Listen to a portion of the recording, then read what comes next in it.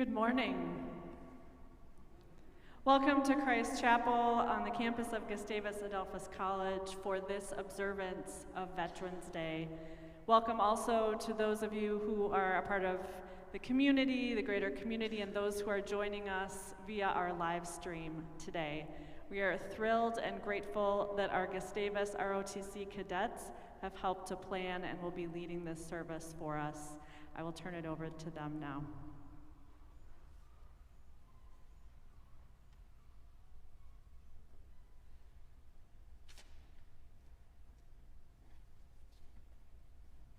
Can you hear me? Perfect. Well, as Chaplain Siri said, I want to thank you all very much for coming here today. It's truly an honor to be in your presence and to be able to celebrate this holiday with you guys. A little about me. My name is Dane Hudson. I'm a junior here at Gustavus, financial economics major, and hopefully able to branch field artillery one day when I join the United States Army. Today for you guys, I will be reading an excerpt from the 2021 Veterans Day Proclamation issued from our Commander-in-Chief, President Joseph R. Biden. For generations, millions of Americans have answered the call to serve, taking the sacred oath to defend and preserve our nation's ideals of liberty and democracy. These patriots represent the best of us. On Veterans Day, we honor their service, dedication, and valor, and are forever grateful for their sacrifice. Our nation has only one truly sacred obligation: to properly prepare and equip our service members when we send them into harm's way, and to care for them and their families when they return home. For our 19 million veterans, that means ensuring that they have access to support and resources for a future of security, opportunity, and dignity. This is even more important as we continue to recover from the global COVID-19 pandemic. Fulfilling our nation's promise to our veterans and military families, caregivers, and survivors is not only a moral imperative, it is crucial to our nation's security and to maintaining the finest military the world has ever known. We are a nation that keeps our promises. On Veterans Day, we honor our nation's veterans who have given so much to protect our freedoms and the freedom of others around the globe. They represent the highest ideals of our country. While we can never fully repay the debt we owe these heroes, we will honor their service and provide them with the care and support they deserve. We also salute and show gratitude for all those who ensure our armed forces remain strong, united, and unmatched. In respect and recognition of the contributions of our veterans and their families, caregivers and survivors have made to the cause of peace and freedom around the world, the Congress has provided that November 11 of each year shall be set aside as a legal public holiday to honor our nation's veterans. Now therefore I, Joseph R. Biden, President of the United States of America, do hereby proclaim November 11, 2021 as Veterans Day.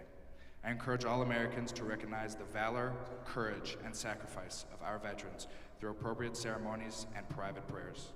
And I call on all Americans, including the civic and fraternal organizations, places of worship, schools, and communities, to support this day with commemorative expressions and programs.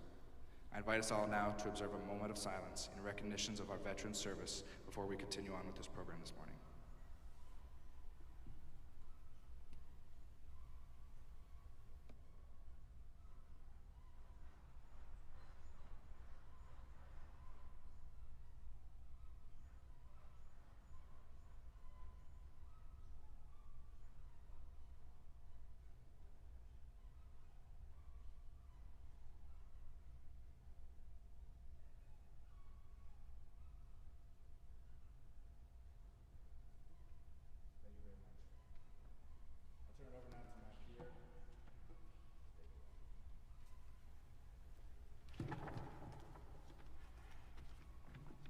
Good morning.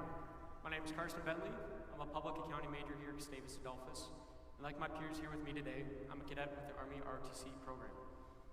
A little about my family. My brother was a former West Point cadet. My father was colonel in the Air Force after serving for 30 years, and his father served in Italy during the Second World War and retired after 18 years in the newly founded Air Force. Throughout my decision to join ROTC, it all started with the word vocation. What is God's plan for me?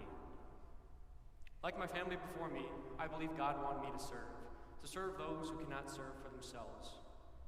My grandmother, Ruth Bentley, was a very important figure in my life. She was a very admirable woman. She traveled along with my grandfather's and father's military journeys, venturing across the world, giving all she could, but most importantly, giving her support and constant prayers.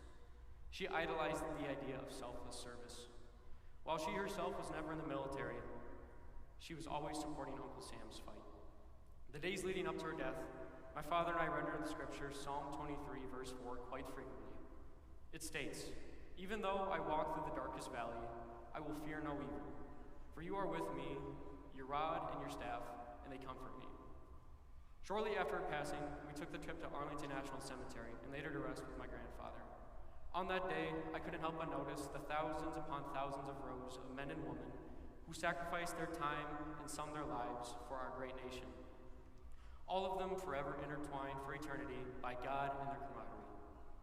And because of that sacrifice and their decision to serve for those they love, I thank all veterans for what they have devoted, their time, their resources, and some the ultimate sacrifice.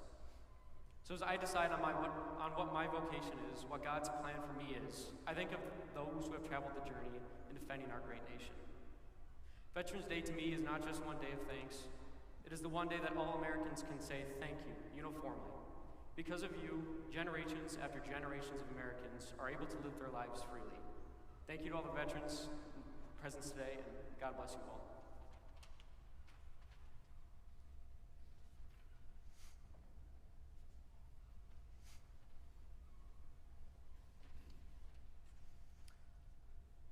Good morning, and thank you for this incredible privilege to be with you today. I'm humbled in your presence, especially for those of you who have served our nation. I'm grateful for the opportunity to speak to you all. My name is Jacob Just. I'm a junior here at Gustavus College, and I'm pursuing a degree in biochemistry with the intention of attending medical school. I was incredibly blessed with a 4-year national scholarship through the Army ROTC program. Having the ability to serve in the military is a tremendous privilege and is something that I take great pride in. I come from a family of military service. My father, grandfather, and uncle all served in the North Dakota Army National Guard. I have 2 uncles, 1 aunt, and 1 cousin who all served in the Air Force. My great-grandfather served in the Navy. I'm incredibly grateful to be following in their footsteps. My uncle, James Theory, was a sergeant first class in the North Dakota Army National Guard with 20-plus years of service. He passed away 3 years ago in a car accident. During his funeral, I was able to experience firsthand how the military honors their fallen members. After observing how professionally the soldiers in his unit honored his life and offered support to my aunt and to family members, I knew that the Army was something that I would be proud to be a part of. I want to honor my family by continuing their legacy through my service and hopefully inspire others to do the same. As an ROTC cadet, the Army has given me many opportunities for leadership and service within our community. One of the things that I take particular joy in is presenting the color guard. Last week, I was able to present the colors at my own football game's last team game. Every winter, we also assist in grading the Boy Scouts of America as they compete in their annual Klondike Derby. The ROTC program has been invaluable just beyond the scope of military and community. It has empowered me to take charge in the classroom. I'm able to effectively organize and delegate tasks within my chemistry and biology labs. The program has also taught me how to effectively communicate with my professors, peers, and coaches. It has emboldened me to live out my faith not only through leadership, but also through service. As a Christian, my faith is rooted in serving others. Romans 12, verse 11 says, "Never be lacking in zeal, but keep your spiritual fervor, serving the Lord."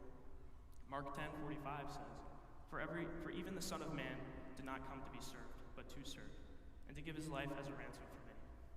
I would like to wrap today up with a saying that has resonated with me in regards to service. Only 2 defining forces have ever offered to die for you, Jesus Christ and the American soldier. One died for your soul, and the other died for your freedom. I want to thank you veterans once again for your service, sacrifice, and commitment to the American greatness, and have made it possible for students like us to live in the land of the free and the home of the brave. Thank you.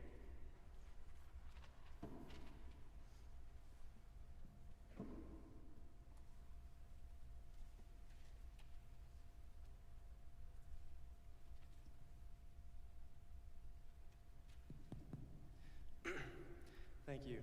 Good morning, all. My name is Jay Crucell, and I, like my peers, am also a cadet at the Maverick Battalion, ROTC. This morning, I'd like to close the service with a blessing to you all. We have all arrived here today in reverence to honor those who have gone before us, those who go with us, and those who will follow our footsteps. May we always remember the fallen, for greater love has no one than this, to lay one's life down for one's friends, as each member of the past has done.